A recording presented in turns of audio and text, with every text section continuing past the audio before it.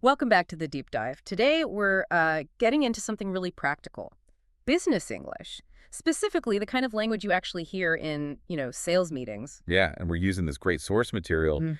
It's a lesson that actually analyzed a sales meeting transcript. So Yeah. really useful stuff. Exactly. Our mission today is to pull out those key bits of English, the vocabulary, the idioms, the phrases that sound natural so you can use them too. And that's the key, isn't it? It's not just about knowing the words. It's about understanding how they work in a real business conversation. Mm. We want to help you feel more confident, sound more, well, native-like, and really get the nuances. Yeah. Because language in business, it signals a lot. Urgency, power. Right. Who's really in charge? What's really being decided? It's fascinating. Definitely. It's about navigating the whole situation, not just understanding the dictionary definitions. Okay, so let's start with the basics. Some core vocabulary from this meeting transcript that really sets the scene for any sales talk. Absolutely. First up, a big one. Hmm. Drive sales. Right. You hear that everywhere. You do. And it's active, it's powerful. It just means basically to increase sales, to sell more, Make more money. pretty much.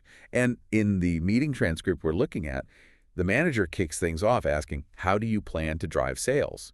It shows action is needed, like right now. It puts the pressure on immediately. Exactly. It's all about growth, proactive growth. Okay, and the other foundational term, promotion. Ah, yes. Now, this can trip people up because, promotion can mean moving up in your job. Right, getting a new title. But here, in sales and marketing, promotion means a specific strategy to boost sales. Like a special offer. Precisely. Think buy one, get one free. The source calls that a 2-for-1 promotion. Or, when something's on sale, like shampoo dropping from $5 to $4 for a week. Yeah. That's a sales promotion. Got it. So it's a tactic. It's a tactic, very common, designed to get customers buying, Well. to drive sales. It all connects. So drive sales is the goal, and promotion is one way to get there. And hearing those right at the start of this meeting, it definitely sets a tone, doesn't it? Urgent. Absolutely urgent, high stakes. When the boss asks how you're going to drive sales, it usually means sales aren't great. Uh-oh. Yeah. And immediate answers are expected, practical ones. The language itself reflects that pressure cooker environment. Okay, foundation laid. Let's dive into the meeting itself, this transcript. It reads like a little play. It moves fast. You can really sense the atmosphere. Oh, for sure. The basic setup is manager calls an urgent meeting. Why? Because, quote, we've got to do something about our sales. Immediate problem. No messing around. Nope. And the manager wants concrete solutions. That means clear, practical ideas. Now, you could almost feel the team, Tom and Jessica, kind of scrambling, trying to offer something up. And the manager, not impressed initially. Not at all. Tom suggests lowering prices, and the manager shoots it down, not very creative, and then adds, ominously, it'll never fly with Swan. Oof. Yeah, that's rough. And Jessica's idea. The 2-for-1 promotion. Even worse reaction. Bad idea. Really bad idea. So yeah, it shows how tough these meetings can be. Ideas get crushed fast. We've all been there, I think, feeling that pressure. Definitely. But then comes the twist, which is brilliant for understanding office dynamics. The CEO, Mr. Swan, walks in. The big boss. The big boss. And guess what? He likes the idea the manager just slammed the 2-for-1 deal. He says, I kind of like the sound of that. Wow. Talk about unpredictable. Exactly. It perfectly shows how hierarchy works. An idea's value can change completely depending on who hears it, especially who approves it. It's not just what you say, but who you say it to. Fascinating. Okay, this is where it gets really juicy. Let's break down some of those specific phrases and idioms native speakers toss around, especially when talking strategy or judging ideas. These are the gold nuggets. Right. Let's start with match the competitors. What does that actually mean? Keeping up with the Joneses, business style. Pretty much. It means being as good as, or maybe even better than, the other companies in your field, especially on price or quality. So, like, if they lower their price, maybe we should too. Exactly. The source gives examples like, we guarantee we can match the competitor's lowest price. Or the flip side, it's impossible for us to match the competitors, our costs are too high. Ah. We're asking, can we match their prices and keep our quality? It's all about staying competitive. Tom suggests lowering prices to match the competitors.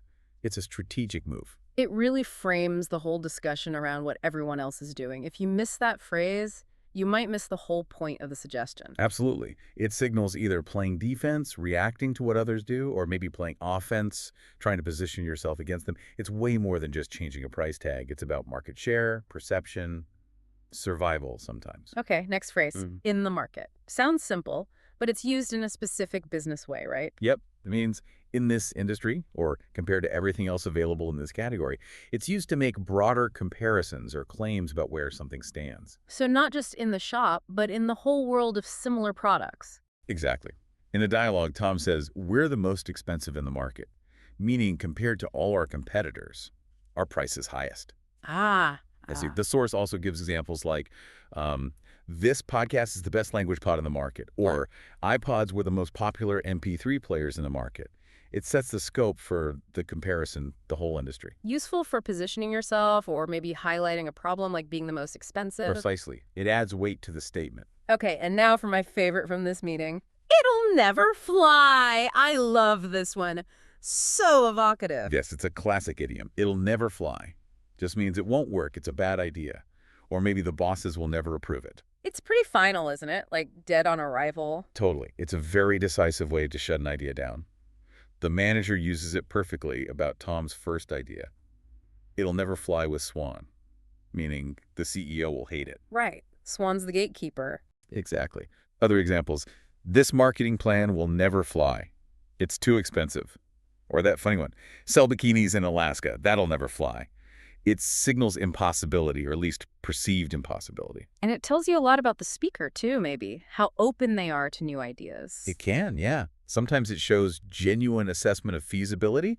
Other times maybe just resistance to change or risk. It's a powerful little phrase. Those three are great. Match the competitors in the market. It'll never fly. Really helps you understand the dynamics. It carries so much weight and context. Definitely. Now, beyond the big idioms, there are those other phrases. Maybe not idioms, but just turns of phrase that sound supernatural in business talk. They make you sound like you belong. Yeah, the everyday stuff that blends in but is crucial. Let's pull out a few more from the dialogue, like starting with, we got to do something about our sales. Sets the tone right away. Urgent, needs action. Exactly. It's a call to arms, basically. Ah.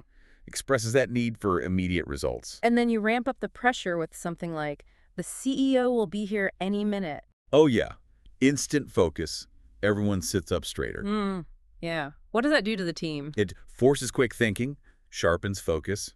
Suddenly, everyone needs their best ideas ready, like now. It's a psychological nudge, or maybe a shove. Then there are the softer ones, like when the team talks to Mr. Swan, they say, we were kind of considering. Ah, that kind. It's interesting, isn't it? It signals maybe hesitation or deference. Testing the waters. Exactly. It softens the pitch. Makes it easier for the boss to say no without anyone losing face. It's like saluting a trial balloon, not planting a flag. Which contrasts nicely with Mr. Swan's reply. I kind of like the sound of that. Yep. He mirrors the softness, but it's positive. Shows mild approval, initial interest. Not a full yes, but definitely tell me more. He's opening the door. And he follows up with, it sounds like something we should consider. Right. It's still not a final decision, but a clear signal. This idea has potential. Let's evaluate it further. It keeps the momentum going positively. And then the manager. Once Swan gives that positive signal, what does the manager say? That's just what I was thinking. Classic. Right. Total 180. It's a way to show strong agreement, maybe jump on the bandwagon, subtly align with the boss's now approved idea. It's a power move, really. Gotta stay aligned with the CEO. Happens all the time. Yeah. It's about showing unity, maybe saving face after dismissing the idea earlier. Pragmatism, perhaps. And then they wrap it up with, I'm glad we thought of that. Yes, that we creates that sense of shared success, team effort, even if, even if the journey was a bit bumpy. Good for morale after a tense meeting. It smooths things over. But we also have to mention the raw stuff, right? The manager's frustration boiling over. Oh, yeah. Like, what kind of thinking is that? Geez. You can almost hear the tone. Or, damn it, people, come on, think. These are, let's say, less polished, but very real expressions of frustration under pressure. They show the emotional range, too. Business English isn't always polite and formal. Not at all. And understanding these phrases, from the hesitant kind of to the explosive, damn it, helps you read the whole room. The emotions, the power plays, what's really at stake. It's reading between the lines. Okay, so let's bring it all together. What does all this mean for you, listening right now. Well, understanding these specific words and phrases is going to boost your confidence massively. Right. Suddenly, those fast-paced meetings, the strategy talks, they make more sense. You can follow along better, maybe even jump in. Exactly. Whether you're listening or speaking, having this toolkit helps you navigate. It's like getting that secret decoder ring for business conversations. And it's not just the words themselves, is it? No, absolutely not. It's the context. It's the tone. Think about the manager's harsh tone versus Mr. Swan's measured approval. Same idea, totally different reactions and impact. So, knowing promotion is a marketing strategy is one thing, but hearing how it's discussed, that's the next level. That's the key. Mastering these nuances means you don't just understand, you get understood. You pick up on the subtext. Our advice: listen for these phrases at work, in movies, wherever you hear business talk. Let them sink in. Yep. The more you hear them used naturally, the more natural they'll become for you to use too. So, there you have it. A deep dive into a real sales meeting scenario, pulling out a practical toolkit of business English. We've got core terms like drive sales, idioms like it'll never fly, and all those natural phrases that show urgency, agreement, frustration, the works. Stuff you can really use to communicate more effectively, more confidently. Absolutely. We hope these nuggets help you feel more prepared for your own business interactions. And maybe this leaves you with a question to ponder. In your workplace, how do ideas really get accepted? How does the language people use, the words, the tone, the signals, influence what happens? And how can mastering that language help you navigate it all better? Food for thought. Definitely encourage you to practice these phrases, listen out for them. Active learning is where it's at. Couldn't agree more. Well, that's all the time we have for this deep dive. Thanks so much for joining us. Keep exploring, keep listening, and we'll catch you next time.